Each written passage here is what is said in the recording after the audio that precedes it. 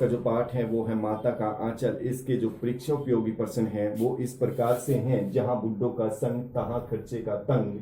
प्रस्तुत पंक्ति के माध्यम से समाज में बुजुर्गों की निरंतर उपेक्षा की ओर संकेत किया गया है। कैसे जो बुजुर्गों का जो मान सम्मान कम होता जा रहा है इसकी ओर संकेत किया गया है। कैसे जो आज के जो मनुष्य हैं, जो आज के जो व्यक्ति हैं वो स्वार्थी हैं, सीमित हैं, लालची हैं। उनमें क्या है, परस्पर स्नेह की भावना, सौहार्द की भावना, परिवार का पालन पोषण कैसे किया जाता है, संस्कारों की कमी होती जा रही है। वो क्या है, अपने बुजुर्गों की उपेक्षा करके अपना जीवन क्या है मौज मस्ती से व्यतीत करते हैं। और जो बुजुर्ग हैं वो आर्थिक तंगी के कारण अपना जीवन व्यतीत करते हैं।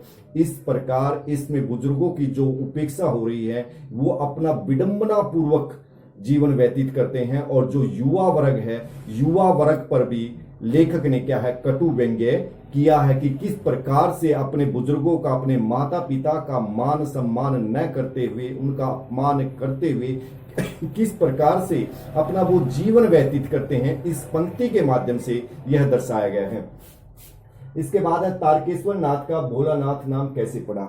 जो भोलानाथ हैं, जो तारकेश्वर नाथ हैं, सुबह अपने पिता के पास पूजा के लिए बैठ जाते थे। जब उसके पिता पूजा कर देते थे, पूजा समाप्त हो जाती थी, तो दोनों भाइयों के मस्तिष्क पर क्या है वो त्रिपुंड बनाते थे, भभूत लगाते थे। भभूत उनके मस्तिष्क पर क्या बहुत अच्छी लगती थी। उनकी जटाएं बहुत बड़ी बड़ी थी। उनके इस स्वरूप को देखकर, उनका स्वरूप क्या है शिव जी के समान लगता था। उनके इस स्वरूप को देखकर, उनके इस रूप को देखकर लेकर तारकेश्वर नाथ का नाम भोलानाथ पड़ा। उसके बाद मर्दुए क्या जाने बच्चों को कैसे खिलाना चाहिए, इस पंक्ति में निहित व्यंग्य कीजिए।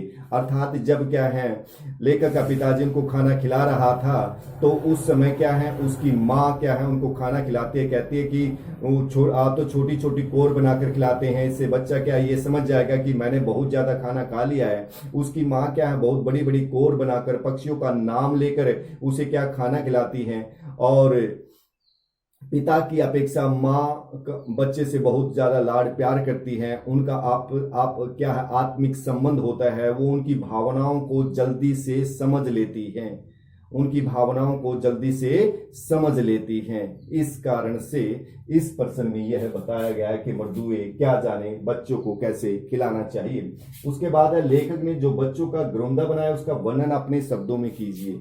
लेखक ने क्या है जो रेत है, जो धूल है, धूल की क्या है दीवारें बनाई गई हैं, जो छप्पर बनाया गया है। उसके बाद जो दातुन है, दातुन के खंबे बनाए गए हैं। जो दिया सलाई है उसके किवाड़ बनाए गए हैं। जो घड़े के, जो मटके के जो वो टुकड़े हैं उनकी कढ़ाई बनाई है। उसके बाद क्या है उसके पिता के पूजा की वो कलछी बनाई गई है। इस प्रकार वो क्या है वो खाना बनाते हैं और सारे के सारे क्या है एक पंक्ति में, जैसे घर में बैठकर खाना खाते हैं, सारे एक पंक्ति में बैठकर जीमते हैं। इस प्रकार लेखक ने मिट्टी का ठीक है जो ग्रोंदा बनाया है उसका इस प्रकार लेखक ने अपना मिट्टी का ग्रोंदा तैयार किया है। उसके बाद है पाठ के आधार पर भोलानाथ की तीन विशेषताओं का वर्णन कीजिए। वो कल्पनाशील है। वो कल्पनाशील क्या है अनेक ऐसी व्यर्थ की चीजों को क्या है वो नाम देते थे।